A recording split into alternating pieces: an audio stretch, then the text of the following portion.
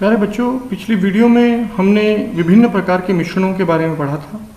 आज हम इसी विषय में आगे बढ़ते हुए लेसन के अगले हिस्से को पढ़ते हैं और इसमें आज हम पढ़ेंगे कि मिश्रण के घटकों का पृथक्करण कैसे करते हैं। यानी कि मिश्रण में जब दो या दो से अधिक यौगिक या अवयव जो हैं उसके उन अवयवों को अलग कैसे कर सकते हैं। तो विसमांगी मिश्रण को साधारण भौतिक क्रिया द्वारा पृथक किया जा सकता है, जैसे हाथ से चुनकर, छलनी से छानकर, जो हम प्रतिदिन व्यवहार में लाते हैं। कभी कभी मिश्रण के घटकों को पृथक करने के लिए विशेष तकनीकों का उपयोग में लाया जाता है। जैसे कि अगर हम रंग वाले घटक के डाई को नीले या काले रंग की शाही से पृथक करना चाहते हैं तो कैसे करेंगे, इसके लिए हम देखते हैं कैसे होता है ये। अब अगर हम शाही जो लें तो शाही में दो चीजें हैं। शाही जल में रंग का मिश्रण है, इसमें जल विलेयक है, जल विलायक है और रंग विलेय है। तो विलायक को विलेय से यानी कि जल को रंग से अलग करना है, अतः शाही के रंग को वाष्पीकरण की विधि से अलग कर सकते हैं। इस विधि में शाही को वाच ग्लास में रखकर उसे जल से भरे बीकर के ऊपर रखा जाता है। उसके बाद बीकर के जल को बर्नर की मदद से गर्म किया जाता है।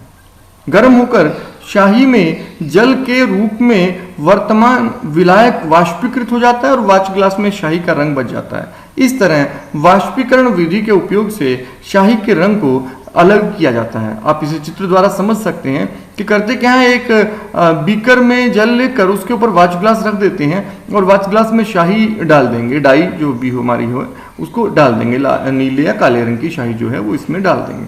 अब होगा क्या, जैसे जैसे बीकर गर्म होगा तो वाच ग्लास भी गर्म होगा और जल जो इसके अंदर है वो वाष्पीकृत होने लगेगा। धीरे धीरे सारा का सारा जल वाष्पीकृत होकर उड़ जाएगा और केवल शाही ही शेष रह जाएगी। ये एक विधि है वाष्पीकरण पृथक्करण की। इसी प्रकार से दूसरी जो विधि उपयोग में लाई जाती है वो है अपकेंद्रीकरण। यहाँ अपकेंद्रीकरण का अर्थ क्या है, केंद्र पर इकट्ठा करना। अपकेंद्रीकरण एक तकनीक है जिसमें मिश्रण के ठोस एवं भारी कण तल में बैठ जाते हैं और हल्के कण द्रव के ऊपर तैरने लगते हैं। इस तकनीकी प्रक्रिया के मिश्रण को एक मशीन, जिसे अपकेंद्रीय मशीन कहते हैं, कि मिश्रण को डालकर तेजी से घुमाया जाता है। इससे भारी कण पर अपकेंद्रीय बल कार्य करता है तथा वह केंद्र के पास तल में बैठने लगता है और हल्के घटक द्रव के ऊपर तैरने लगता है। कोलाइडल विलयन के कण इतने छोटे होते हैं, खासतौर पर कोलाइडल विलयन के लिए इसे अपनाया जाता है। कोलाइडल विलयन के कण इतने छोटे होते हैं कि उन्हें छानन या निस्यंदन की प्रक्रिया द्वारा अलग नहीं कर सकते।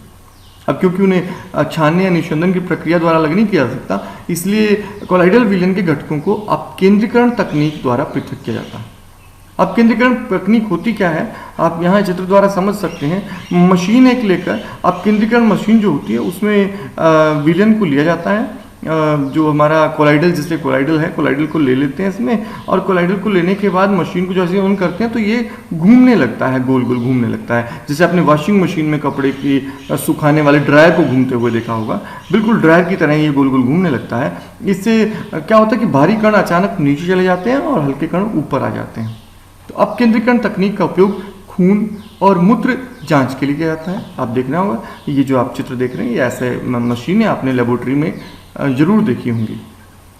केंद्रीकरण तकनीक का उपयोग कर दूध से मक्खन तथा क्रीम को अलग किया जाता है और अपकेंद्रीकरण तकनीक का उपयोग कर वॉशिंग मशीन में कपड़ों को सुखाया जाता है।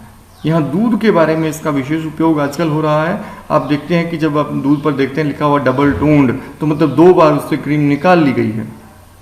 आप देख सकते हैं, इसे हम समझ लेते हैं दूध में कैसे होता है। तो दूध से मक्खन या क्रीम को अलग करना कैसे किया जाता है ये जरा समझते हैं। दूध एक कोलाइडल विलयन है।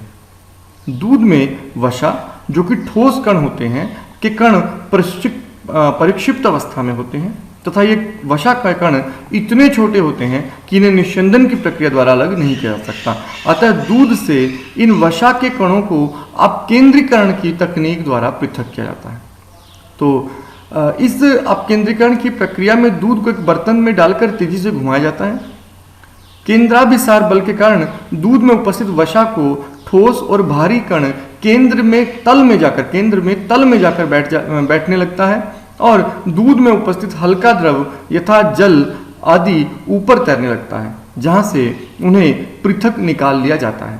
इस तरह अपकेंद्रीकरण का उपयोग कर दूध से मक्खन क्रीम को अलग किया जाता है। बाजार में फुल क्रीम या टोन्ड दूध आसानी से उपलब्ध हो जाता है। टोन्ड में वसा की मात्रा कम होती है या बिल्कुल नहीं होती। अब यहाँ आप देख रहे हैं, यहाँ लिखा है डबल्ड टोन्ड मिल्क। ऐसा आपको अगर दूध के पैकेट खरीदेंगे अलग अलग कंपनी के तो उन पर लिखा मिलेगा। तो डबल्ड टोन्ड मिल्क का मतलब है 2 बार उसमें से क्रीम निकाल ली गई है। सिंगल टोन्ड का मतलब 1 बार उसमें से वसा या क्रीम निकाल ली गई है। तो इसमें से क्या होगा, वसा घटती जाएगी। कैसे करते हैं इसको? जैसे आप साधारण मशीन जो है ना, बिल्कुल जो आपके आसपास उपयोग हो रही हैं उनको जरा समझ लेते हैं। ये मशीन है, इस मशीन में केंद्रीकरण द्वारा बहुत तेजी से घुमाया जाता है। तो अपकेंद्रीकरण विधि द्वारा इसको बहुत तेजी से घुमाते हैं। तेजी से घुमाने पर यहाँ ये जो हिस्सा है इसमें तेजी से घुमाया जा रहा है। बहुत तेजी से घुमाने पर दूध जो भारी है वो निचले सिरे में चला जाएगा और नीचे से बाहर आ जाएगा, जबकि वसा जो हल्की है वो दूसरे सिरे से बाहर निकल जाएगी। तो इस तरह वसा और दूध को अलग अलग कर लिया जाता है। दूध में से वसा को बाहर कर लिया जाता है, दूध से क्रीम को निकाल लिया जाता है। तो ये है अपकेंद्रीकरण तकनीक। तो अब हम पढ़ेंगे निस्तारण या निथारना विधि।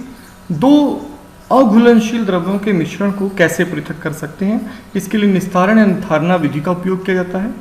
2 अघुलनशील द्रव्यों को निस्तारण या निथारने की प्रक्रिया द्वारा अलग किया जा सकता है। इस प्रक्रिया में मिश्रण से वैसा घटक जो हल्का होता है द्रव के ऊपर तैरता रहता है को सावधानी से निस्तारित कर पृथक कर लेते हैं तथा बर्तन में भारी घटक बच जाता है। इस तरह अघुलनशील द्रव के मिश्रण को द्रवों को पृथक कर लिया जाता है। इसके लिए एक सामान्य तरीका तो ये लगता है कि जैसे आप गिलास में अगर आप तेल और पानी है तो आप देखते हैं तेल हल्का है ऊपर आ जाएगा, तो आप गिलास को टेढ़ा करके बाहर निकाल सकते हैं। लेकिन इसके लिए एक दूसरे उपकरण का उपयोग भी किया जाता है। सिद्धांत के अनुसार आपस में नहीं मिलने वाले द्रव अपने घनत्व के अनुसार विभिन्न परतों में पृथक हो जाते हैं। निस्तारण की प्रक्रिया में घटकों को अधिक परिशुद्धता से पृथक करने के लिए एक पृथक्करण कीप का उपयोग किया जाता है। पृथक्करण कीप शीशे का बना होता है जिसके नीचे की तरफ बनी नली में एक स्टॉप कॉर्क लगा होता है। तो इस पृथक्करण कीप के द्वारा भी अलग किया जाता है। इस पृथक्करण कीप कैसे कार्य करती है? तो विधि क्या है कि 2 अघुलनशील द्रव्यों के मिश्रण को पृथक्करण कीप में रख लेते हैं। मिश्रण को कुछ देर के लिए शांत छोड़ देते हैं। शांत छोड़ देने पर मिश्रण के घटक घनत्व की भिन्नता के कारण अलग अलग परतों में पृथक हो जाते हैं। यहाँ आप उदाहरण ले सकते हैं कि हम तेल और पानी को अलग कर रहे हैं, जिन्हें मिश्रण में आंखों से आसानी से देखा जा सकता है जब सावधानी से स्टॉप कॉर्क खोलकर निचले परत वाले द्रव को निकाल लिया जाता है और ऊपरी परत वाला द्रव कीप में बच जाता है। इस तरह 2 अघुलनशील द्रवों के मिश्रण को पृथक कर लिया जाता है। इस विधि से 2 से अधिक अघुलनशील द्रवों के मिश्रण से घटकों को अलग किया जा सकता है। आप यहाँ इसे देख सकते हैं कि ऐसा एक कीप होती है, ये पृथक्करण कीप है। इस पृथक्करण कीप में हमने तेल और पानी ले लिया है। मान लीजिए तो पानी हल्का भारी होता है, नीचे आ जाएगा, तेल हल्का है। तो हम ये स्टॉप कॉर्क जो है, यहाँ जो कॉर्क लगी है इस कॉर्क को खोल देंगे। इस कॉर्क को खोलकर धीरे धीरे पानी को नीचे आने देंगे। जब पूरा पानी निकल आएगा नीचे तो हम इसे बंद कर देंगे और अब ये पृथक हो गए हैं, अलग हो गए हैं। तो आज की वीडियो में इतना ही। अगली विधियों के बारे में, पृथक्करण की और अन्य विधियों के बारे में हम अगली वीडियो में पढ़ेंगे।